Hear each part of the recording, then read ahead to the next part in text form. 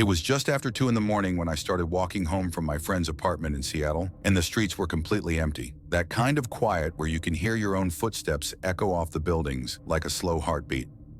I remember the air was cold and damp, the kind that sticks to your skin, and I had my headphones in but no music playing because something about the silence felt heavier than usual.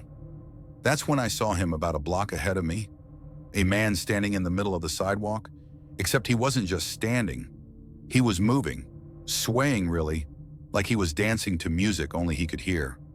At first I thought he was drunk or maybe just eccentric, and I almost smiled because people do strange things at night and that's just city life.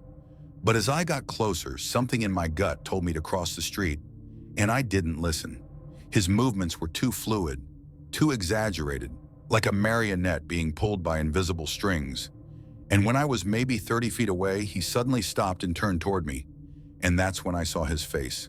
He was grinning, not a normal smile, but something stretched and frozen, like his muscles had locked into place and forgotten how to relax.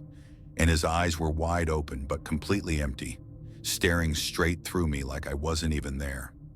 I stopped walking. He didn't. He took one slow step toward me, then another, still grinning, still silent, and I felt my heart crawling up into my throat because every instinct I had was screaming at me to run. Then he lunged, not walked, not jogged, but broke into a full sprint directly at me with that horrible smile still plastered across his face. And I don't remember making the decision to run, but suddenly I was sprinting faster than I ever have in my life, cutting through an alley and not looking back, because I knew if I looked back I would see him right behind me. I made it home and locked every door and window, and sat in the dark until the sun came up, and I never saw him again. But sometimes late at night, when the streets get too quiet, I still wonder if he's out there somewhere, dancing under the streetlights, waiting for someone else to walk by.